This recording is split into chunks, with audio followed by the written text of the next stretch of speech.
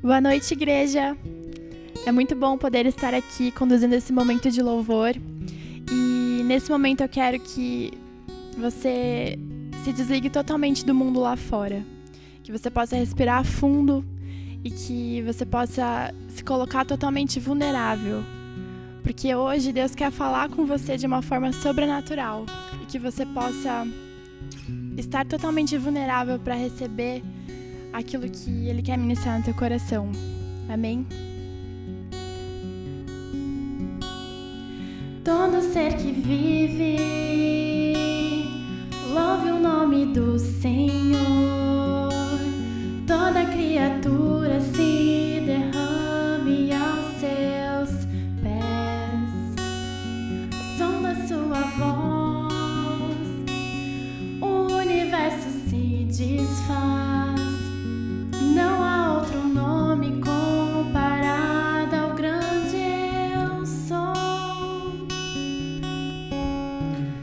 E mesmo sendo o pó, com tudo que há em mim, confessarei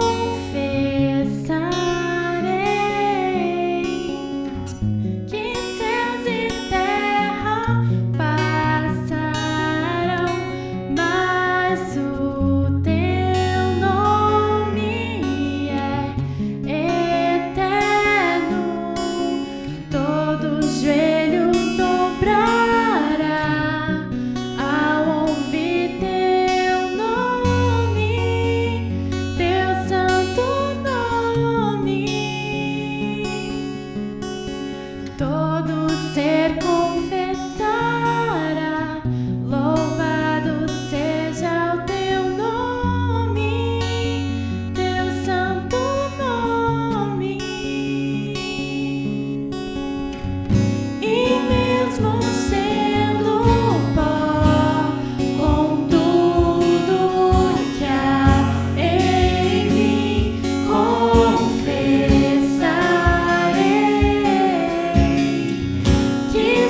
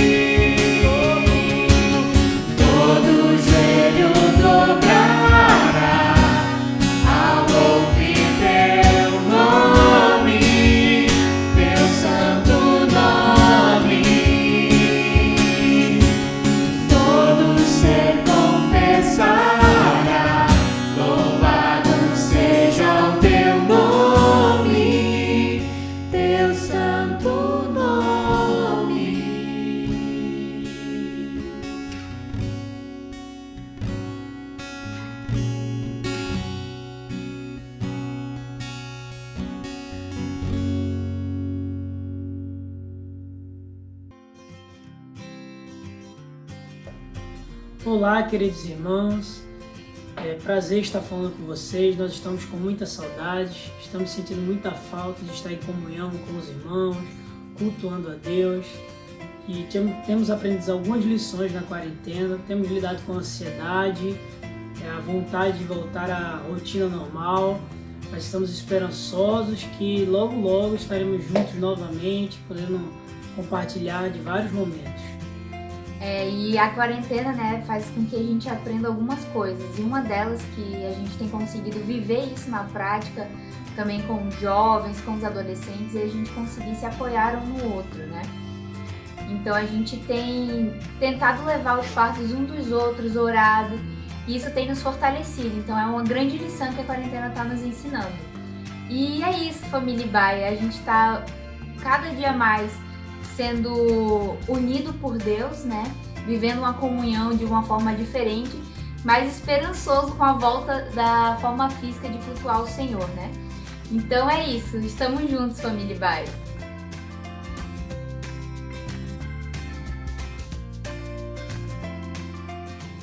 Olá, boa noite. Que bom você estar aqui com a gente mais uma vez, participando deste culto.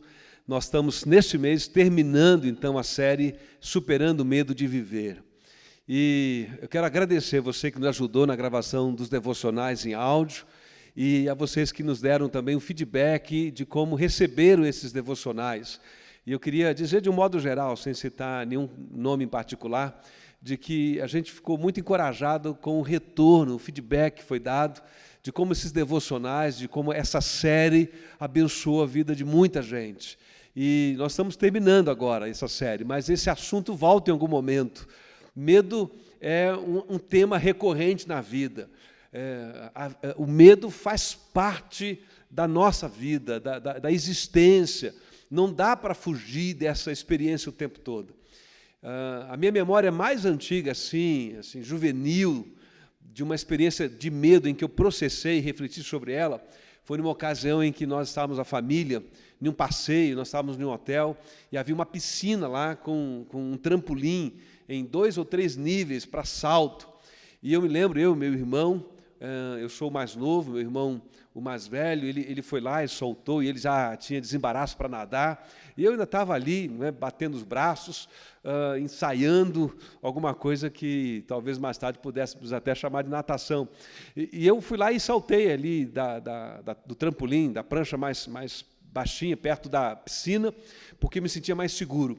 Mas aí eu vi outras crianças que estavam lá naquele local, saltando dos níveis mais altos, daquele trampolim. Meu irmão foi lá e saltou do nível mais alto, e eu comecei a pensar nessa experiência de subir lá no último nível daquele trampolim e saltar. E aí eu fui lá com meu irmão, mas quando eu cheguei lá em cima e olhei assim para baixo, aquela piscina que antes parecia enorme, de repente ficou pequenininha. E aí o medo me paralisou, e eu fiquei lá assim, alguns minutos, e eu fiquei assim, constrangido, porque de vez em quando subia alguém, às vezes até menor do que eu, me parecia ser uma criança mais nova de idade do que eu, e saltava, e o meu irmão tentou me persuadir, e ele ficou comigo do meu lado, depois ficou lá embaixo da piscina, dizendo, salta que eu te ajudo aqui embaixo. O fato é que eu empaquei ali, não consegui saltar. Eu fui embora para casa depois daquele período ali, muito frustrado, e essa memória assim, mais antiga que eu tenho de uma experiência de medo em que eu processei essa experiência, né? E parei para pensar sobre ela. E aí eu fiquei pensando durante muito tempo, assim, por que eu tive medo, por que eu não saltei, por que outras pessoas e outras crianças de idade mais nova do que a minha idade não tinham medo e saltavam, enfim. Então, eu disse para mim mesmo que eu nunca mais iria paralisar diante de uma oportunidade, de uma experiência que pudesse ser positiva. Eu nunca mais iria paralisar de medo, nunca mais ia permitir que o medo atrapalhasse a minha vida. E sabe o que aconteceu? Eu não consegui cumprir o que eu prometi.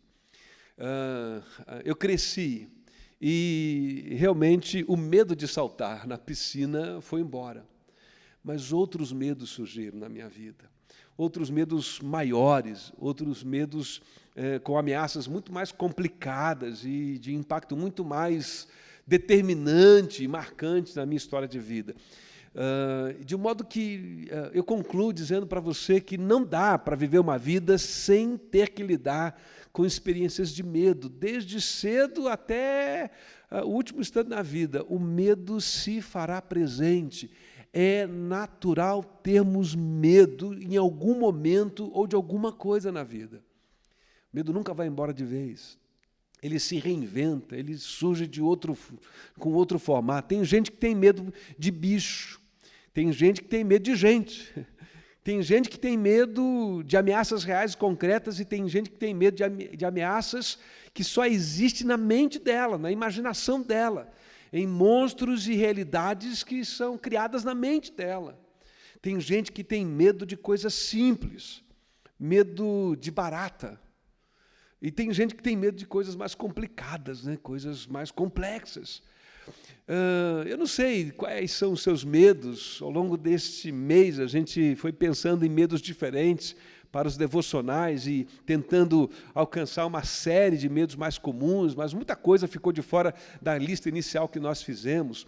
E eu queria te encorajar a interagir nesse culto aí no chat da igreja, do canal da igreja, escrevendo aí no chat qual é o medo que você tem, qual é o medo, seja o medo mais simples, o medo mais complexo. Compartilhe aí com a gente o seu medo mais comum, mais frequente, mais recorrente.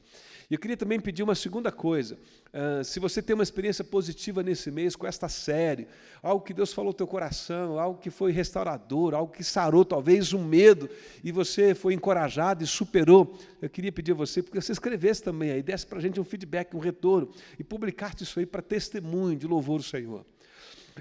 A gente termina essa série aqui, mas o assunto vai permanecer e em algum momento ele volta.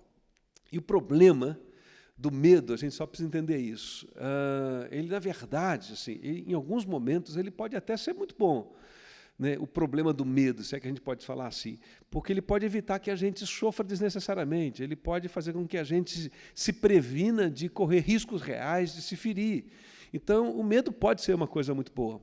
O problema é quando, de fato, ele domina a nossa mente, quando ele, de alguma forma, se instala e cresce e ganha uma densidade de domínio e controle sobre a nossa mente, nos impedindo de agir, inibindo a nossa criatividade, tornando refém a nossa vontade para agir na direção de algum projeto, de alguma realização pessoal, de algum sonho, de alguma meta, de algum objetivo. O problema é quando esse medo cresce e vira uma fobia, um medo que a gente não consegue nem definir. E aí ele sequestra a nossa tranquilidade, perturba o nosso sono, rouba a nossa paz. E nesse momento o medo se torna uma coisa perigosa, complicada. E é nesta direção que a gente tentou trabalhar ao longo desse mês, essa série. Quando a gente convida você com esse título da série, Superando o Medo de Viver, é nesse sentido que nós estamos pensando, nesse medo que pode dominar, e se a gente não souber enfrentá-lo, se a gente não souber superá-lo, se a gente não souber contorná-lo, se a gente não souber, de alguma forma, lidar com ele de forma saudável e adequada, ele pode ganhar uma proporção, de alguma forma, que escraviza a nossa vida, causa terror, inúmeros, e uma fonte enorme de ansiedade no nosso coração. E a nossa expectativa, então, é que, em nome do Senhor Jesus, você possa, ao longo desse mês, ter tido uma experiência de superação, de vitória e de bênção a partir das reflexões que a gente propôs. Nós começamos falando sobre pandemia, sobre tempestade, e o pano de fundo era a pandemia.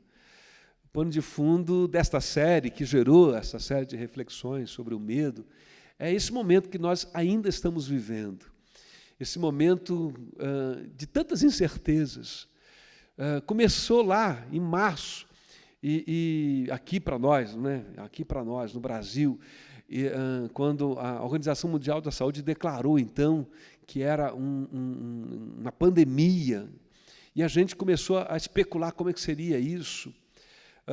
E a gente falava de 15 dias, e a gente falava inicialmente de talvez um mês em que a gente tivesse a nossa vida um pouco alterada, a nossa rotina um pouco modificada, mas já vai para mais de 100 dias, de 20 de março abril e maio, e agora 20 de junho, e as atividades escolares suspensas, e as discussões se há lockdown, se não faz lockdown, se só faz recomendação. E essa pandemia inicialmente era uma questão de saúde, e ela evoluiu para uma questão econômica, e a gente começou a ouvir um monte de gente dizendo vamos entrar numa crise econômica. Para nós, especificamente no Brasil, a questão virou política também, há uma politização desse tema, dessa pandemia, e a gente não sabe se houve governo federal, se houve governo estadual, se houve governo municipal. Há divergências inúmeras, há discussões jurídicas e batalhas jurídicas em torno do que fazer, de quem comanda, de quem é a palavra final. A gente vai em busca das notícias e são inúmeras as notícias contraditórias. A gente vai em busca de esperança com matérias de pesquisa que possam falar de vacina e de remédio, e as informações são contraditórias. E eu não sei se você sofre esse sentimento. Há dias em que eu acordo e a sensação que eu tenho é que eu estou vivendo assim uma espécie de déjà vu, um pesadelo. Todo dia as coisas se repetem. Eu me lembro de ter assistido a um filme há muito tempo atrás, um filme norte-americano, em que, de alguma forma, alguma coisa aconteceu no tempo, e o personagem, protagonista do filme, todo dia vivia o mesmo dia, o dia da marmota lá nos Estados Unidos, e todo dia ele vivia o mesmo dia. E eu estou lembrando direto desse filme, porque é a sensação que eu tenho é que todo dia eu estou vivendo o mesmo dia, acordo e nada muda, não há nenhuma evidência que traga tranquilidade. E agora, 100 dias depois, nós estamos aqui, ainda sem resposta para um monte de perguntas. Perguntas relacionadas à nossa saúde, perguntas relacionadas aos nossos cuidados com a nossa rotina, perguntas relacionadas ao nosso trabalho, à economia, às atividades da igreja, perguntas relacionadas às atividades escolares. Recebo informativo da escola dizendo que vai voltar, e talvez volte, talvez não volte, e as informações não são nunca precisas, elas são talvez, pode ser, quem sabe. A gente tem um tempo de imprevisibilidade enorme no momento político que nós vivemos. E, diante de tudo isso, a gente vive, então, esse tempo favorável para muita ansiedade, para muita insegurança, para uma geração de inúmeros medos no nosso coração. E eu fiquei pensando o que a gente fala numa hora dessa, como é que a gente termina essa série. E eu quero terminar, então, lendo um texto para você, que é o texto que serviu de referência, que Deus colocou no meu coração lá no início, quando começamos a pensar, e eu e o Marcos Vicente começamos a conversar sobre os temas que a gente gostaria de trabalhar com a igreja. E é um texto que está no Evangelho de João, capítulo 14. São as palavras de Jesus, junto aos seus discípulos. Evangelho de João, capítulo 14, versos 1, 2 e 3. A Bíblia diz assim: não se perturbe o coração de vocês. Creiam em Deus. Creiam também em mim. Na casa de meu Pai há muitos aposentos. Se não fosse assim, eu lhes teria dito: vou preparar-lhes lugar. E se eu for e lhes preparar lugar, voltarei e os levarei para mim, para que vocês estejam onde eu estiver. Jesus está se despedindo dos seus discípulos e ele está preparando os seus discípulos para as próximas horas, quando ele então seria traído, preso, julgado, condenado e morto na cruz. O Evangelho de João registra este ambiente a partir do capítulo 12, e vai lá até o capítulo de número 17. De 12 a 17, Jesus vai dando várias recomendações sobre o Espírito Santo, recomendações dos discípulos sobre a confiança que eles deveriam ter nas promessas do Senhor, a consolação do Espírito que viria. Ele fala da sua morte, da sua ressurreição, e que Jesus está querendo, com todo o seu discurso de um modo geral, é preparar os seus discípulos para as próximas horas. As próximas horas seriam de um impacto enorme sobre eles. Eles viveram durante praticamente 3 anos inspirado com Jesus. Eles viram milagres de Jesus, eles viram a multiplicação dos pães, eles viram cegos sendo curados, eles viram leprosos sendo curados. E agora, alguns dias antes, Jesus entrou em Jerusalém aclamado como um rei, recebido por muitos populares ali em Jerusalém. Mas agora Jesus começa um discurso que soa estranho, soa diferente. Ele fala nos versos anteriores aqui do capítulo 14, no capítulo 13, de que ele está indo e que os seus discípulos não podem ir com ele neste momento. E Pedro pergunta para onde ele está indo, e Pedro diz que vai morrer por Jesus, que vai defender Jesus até o último instante, e Jesus adverte Pedro de que Pedro vai negá-lo 3 vezes. É um momento muito difícil para os discípulos, o que está por vir. Jesus sabe disso. Momentos de muitos questionamentos, momentos de muita incerteza, e de algum modo a fé e a esperança e o ânimo deles serão profundamente abalados. E é nesse contexto, é nesse clima, então aqui que João registra no capítulo 14 essas palavras de Jesus. Não perturbem, não se perturbem no coração de vocês, não tenham medo, creiam em Deus, creiam em mim. Na casa e na presença do Pai há lugar para vocês. E ele diz, eu vou, mas eu volto para buscar vocês. Eu quero destacar 2 coisas nesse texto aqui. A primeira é este apelo, esta ordem, que na verdade é um convite de Jesus, para que seus discípulos pudessem permanecer firmes, crendo em Deus e crendo nele. E essa forma de Jesus declarar e de encorajar seus discípulos é mais uma evidência de que ele, Jesus, e Deus, o Pai, são um só. Quem crê em Deus, crê em Jesus, seu Filho, a quem Deus, o Pai, enviou. E quem crê em Jesus e confia em Jesus como Senhor da sua vida, está também confiando em Deus, o Pai, como Senhor da sua vida. Crer em Deus é crer em Jesus. Crer em Jesus é crer em Deus. Não é possível crer em Jesus e não crer em Deus. Não é possível ter compromisso de fé com Deus, sem de alguma forma, à luz dos evangelhos, signifique algum tipo de compromisso de vida e fé com Jesus, seu Filho. Portanto, ele diz, creiam. E esse convite para crer é um convite para a fé. É um convite para que os discípulos tirassem o foco da realidade e colocassem o foco no invisível, no Deus eterno, no próprio Jesus que logo não estaria com eles ali, estaria morto e sepultado até que ressuscitasse ao 3º dia. É como se Jesus dissesse, eu sei que as próximas horas o coração de vocês vai ficar abalado. Muitas dúvidas e muitos medos vão cercar a mente, o coração e a alma, vai afligir a alma de vocês.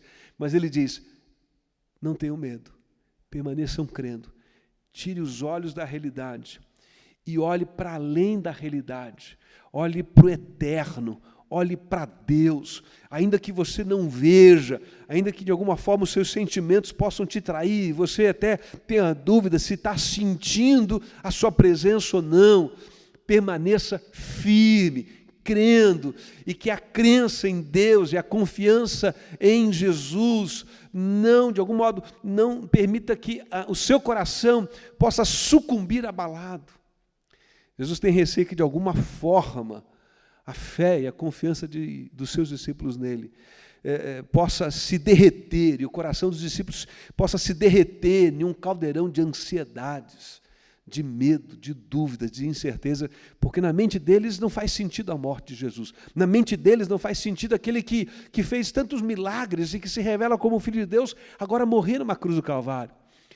E o que Jesus está dizendo para eles é, quando isso acontecer, quando vocês tiverem que lidar com uma realidade que vocês não estão entendendo, e vocês sentirem-se confusos e perdidos nela, tirem os olhos dessa realidade. E mais uma vez, creiam em Deus. Creio em mim e nas minhas palavras. Hebreus capítulo 11 diz que fé é isso. Fé é uma convicção de uma esperança que não se realizou ainda, que nós esperamos. Fé é uma convicção de realidades invisíveis. É uma prova de coisa que a gente não vê, mas de alguma forma a gente se apropria como crença, como fé, como reconhecimento de que é uma existência real. Então a primeira coisa que Jesus diz para os discípulos é isso. Permaneçam firmes, crendo. Tire os olhos dessa realidade e que teu olhar possa transcender essa realidade imediata, porque essa realidade imediata que teus olhos estão vendo, ela não é a que tem a palavra final sobre a tua vida. Ela não é a realidade final e absoluta sobre a existência. Existe uma outra transcendente, existe uma outra dimensão que os olhos humanos não enxergam, mas que os olhos da fé enxergam. E é isso que Jesus está dizendo. E eu quero dizer isso para você nessa noite. Nós estamos no meio de um momento muito difícil. E talvez você não esteja entendendo esse momento e há tantas inseguranças e tantas dúvidas, como eu já disse. E eu quero então dizer para você, e essa palavra é para você, continue firme, continue crendo, continue confiando, tire os olhos dessa realidade assombrosa e fixe os seus olhos em Jesus, mantenha o seu olhar para Ele, na palavra dEle, nas promessas dEle, na certeza dessa experiência que você teve com Ele um dia, de confiar a Ele a sua vida, quando você chamou Jesus como seu Senhor e seu Salvador. É tempo de alguma forma de resgatar esse olhar para a eternidade, essa certeza se renovar em nossos corações. Que Ele seja a realidade determinante do seu dia a dia. Deus é real, Ele está presente, Ele é vivo, as palavras de Jesus são verdadeiras, e a esperança que está posta nele é verdadeira, é viva. O apóstolo Pedro diz que através da ressurreição de Jesus, nós fomos renovados numa esperança viva. Mas a segunda coisa que eu quero destacar para você nesse texto, desse capítulo 14, e quero já concluir essa palavra, é essa promessa que Jesus faz. Ele diz, eu vou, mas eu volto. Eu volto para buscar vocês e para vocês estarem comigo para onde eu estiver.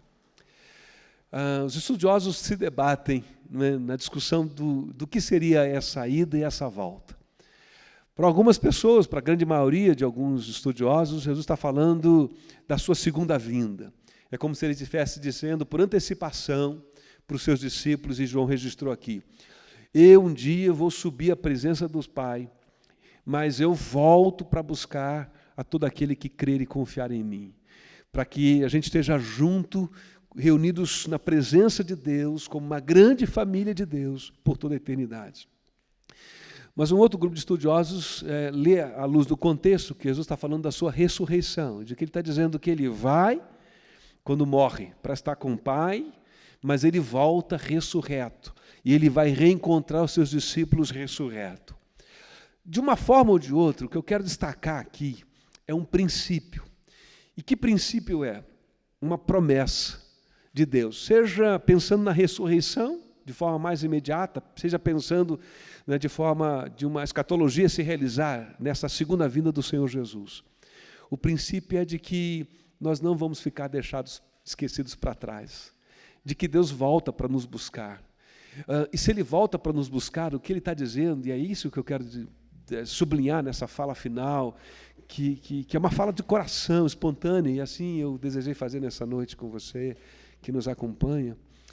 O que ele está dizendo é que aquilo iria passar. Ele está dizendo para os seus discípulos, vocês vão ficar chocados com os próximos acontecimentos. A mente de vocês vai ficar confusa entre fé, esperança, medo, dúvida e incerteza. A morte na cruz vai ser uma experiência difícil de vocês processarem. Durante 3 dias o coração de vocês vai estar de luto e a mente de vocês vai estar perturbada, e à noite o sono de vocês vai estar alterado. Vocês vão ficar se perguntando sobre todas as experiências que vocês viveram, mas isso tudo vai passar, porque ao 3º dia eu vou ressuscitar. Ou para aqueles que têm uma esperança escatológica ainda do porvir, pensando nesse texto, um dia eu volto. Um dia eu volto e toda a incerteza passa. Um dia eu volto e todo medo cessa. Um dia eu volto e toda ameaça será neutralizada. Um dia eu volto e toda a escuridão que possa habitar o coração e a alma de alguém cederá à luz da verdade do Evangelho e da vida nova que há em Jesus. O princípio que eu quero destacar, essa segunda palavra que eu quero destacar com você, é de que, embora a gente não saiba quando a pandemia vai passar de verdade, não é? É tão engraçado falar sobre isso. Vamos usar máscara até quando? Voltamos a partir de agosto? Será que a vida volta ao normal em setembro? Ou talvez vai ser outubro. Talvez dezembro, talvez o ano que vem. E a vacina sai quando? Ninguém sabe. Parece que ninguém sabe. Mas Deus sabe. Deus sabe. E se você creu nele como Senhor da tua vida, se você confiou a tua vida a Ele, Ele é o Senhor da tua vida, Ele está cuidando de você agora mesmo. Você não está vendo isso, eu não estou enxergando isso. Às vezes eu não estou enxergando esse cuidar de Deus na minha vida, na minha família, nas pessoas que eu amo à minha volta. Quando eu as vejo ameaçadas de uma doença, quando eu as vejo ameaçada da falência financeira. Mas a palavra de Deus diz que Deus cuida da gente. Eu quero convidar você a tirar os seus olhos da realidade incerta e insegura, para olhar para aquilo que é eterno e que é certo e que é seguro. Eu quero convidar você a crer em Deus e a crer em Jesus como Senhor da sua vida e a renovar essa confiança nele. E eu quero convidar você a nutrir nesses dias de incerteza, a certeza de que você não ficará desamparado, de que Deus vai fazer essa pandemia cessar, e talvez outras venham, talvez outros problemas depois da pandemia nós temos que lidar, políticos, econômicos, mas um dia tudo isso passa, todo medo cessa, toda ameaça de morte será neutralizada e toda maldição do pecado será banida da experiência da vida. Há um texto da palavra do Senhor, através do apóstolo Paulo aos Coríntios, na segunda carta. E nesse texto, capítulo de número 4, Paulo diz assim, eu termino com esse texto, convido você depois para orar. Ele disse, capítulo 4, verso 16, por isso não desanimamos, embora exteriormente estejamos a desgastar-nos, interiormente estamos sendo renovados dia após dia, pois os nossos sofrimentos leves e momentâneos estão produzindo para nós uma glória eterna que pesa mais do que todos eles. E aí Paulo então termina esse capítulo 4 da segunda carta aos Coríntios dizendo assim, verso 18, assim fixamos os olhos não naquilo que se vê, mas no que não se vê, pois o que se vê é transitório. Essa pandemia é transitória. A ameaça que você tem contra a tua vida é transitória. O medo que você tem, seja da saúde, seja das perdas, do futuro, é transitório. Mas o que não se vê é eterno. O que a gente não vê, mas a gente sabe que é real. É essa presença do Senhor Jesus em nós. Nós já somos moradas de Deus no Espírito. O Senhor veio fazer morada na gente pelo Espírito. E esse Espírito que habita na gente, que faz morada na gente, nos garante que a gente tem lugar na morada celestial, na casa do Pai, na presença do Pai. E se você crê nisso, se você quer crer nisso, se você deseja renovar a sua confiança nisso que a gente compartilhou hoje aqui, de modo tão espontâneo, convido você para orar comigo nesse momento. Seja aí na sua casa, onde você estiver, ouvindo essa palavra. E se você puder, convido você a fechar os olhos comigo e orarmos juntos. Senhor, nós não sabemos de nada e nós não estamos entendendo quase nada sobre tudo que estamos vivendo nesses dias. Nós nos sentimos muitas vezes perdidos no meio de tantas informações imprecisas, contraditórias, ó Deus. Não sabemos quando vai terminar a pandemia. Não sabemos quando teremos um remédio que possa neutralizar a ação do vírus. Nós não sabemos quando poderemos ter uma vacina. Nós não sabemos como ficará o panorama político depois que essa crise passar. Nós não sabemos o que será da economia do país depois que essa crise passar. Nós não sabemos, ó Deus, quantas dores de perda vamos lamentar ainda pelos dias que estão por vir. Senhor, o futuro é tão incerto e nunca foi tão incerto como nos nossos dias. Nós sabemos que o dia de amanhã não nos pertence. É tudo se Deus quiser. Os nossos planos são feitos, Senhor, na base desta afirmação, se o Senhor quiser. E hoje aqui nós terminamos essa série orando, dizendo, seja o que o Senhor quiser. Mas o que nós queremos é desfrutar de paz em nosso coração.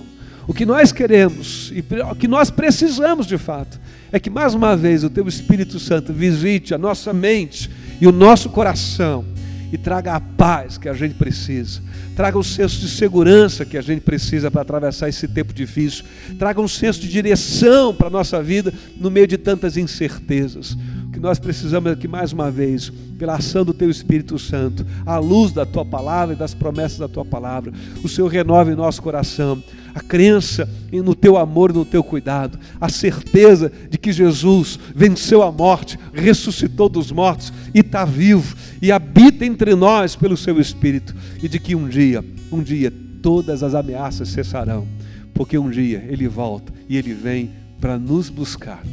Ajuda-nos a fixar os olhos nisso que é invisível, na direção da esperança eterna que há na Tua Palavra, porque o que nós vivemos é transitório, mas o que nós vemos pela fé, o invisível, o eterno, isso sim permanece para sempre. E é nessa direção que a gente olha, e é nesse sentido que a gente pede que Teu Espírito nos dê a assistência que nós precisamos. Em nome de Jesus. Amém. Que Deus abençoe a nossa caminhada até aquele dia quando Jesus vier ou nos chamar à presença dEle.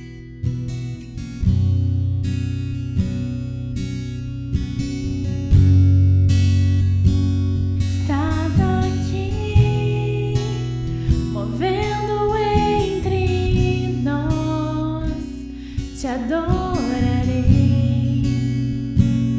te adorarei. Estás aqui, mudando os destinos. Te adorarei, te adorarei. Estás aqui, operando milagres. Te adorarei, te adorarei. Estás aqui, transformando nossas vidas. Te adorarei, te adorarei. Meu Deus é Deus de milagres, Deus de promessas, caminho no deserto, luz na escuridão. Meu Deus, este é quem Tu és.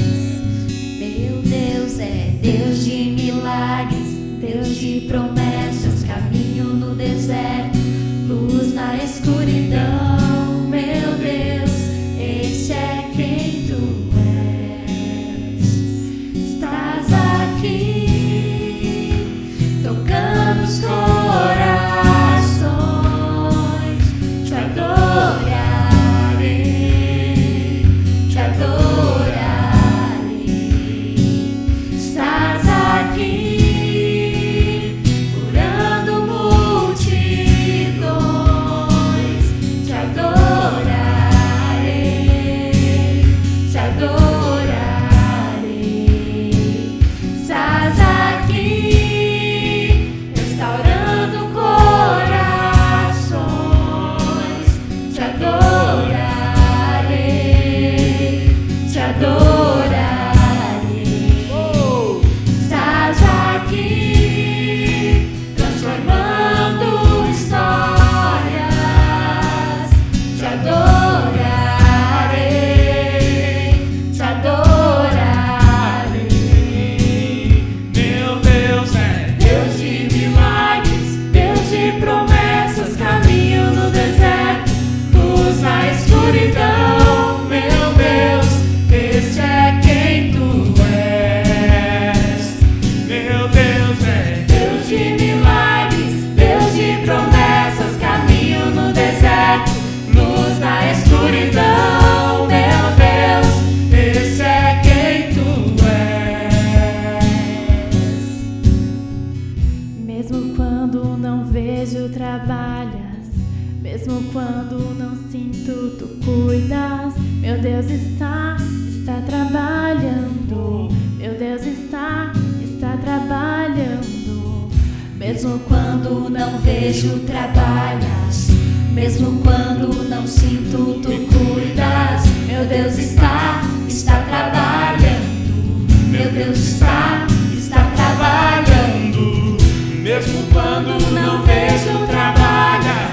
Mesmo quando não sinto, tu cuidas. Meu Deus está trabalhando. Meu Deus está trabalhando.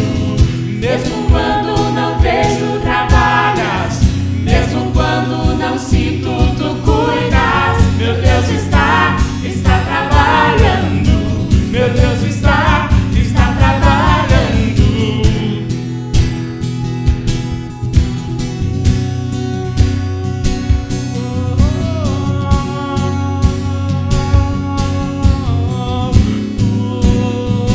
Meu Deus é Deus de milagres, Deus de promessas, caminho no deserto, luz na escuridão. Meu Deus, esse é quem tu és. Deus de milagres, Deus de promessas, caminho no deserto, luz na escuridão. Meu Deus, esse é quem tu és.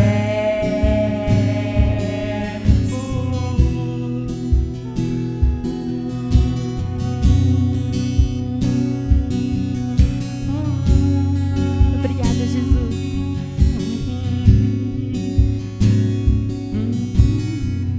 Mesmo quando não vejo, trabalhas. Mesmo quando não sinto, tu cuidas. Meu Deus está trabalhando. Meu Deus está trabalhando. Mesmo quando não vejo, trabalhas. Mesmo quando não sinto, tu cuidas. Meu Deus está trabalhando. Meu Deus está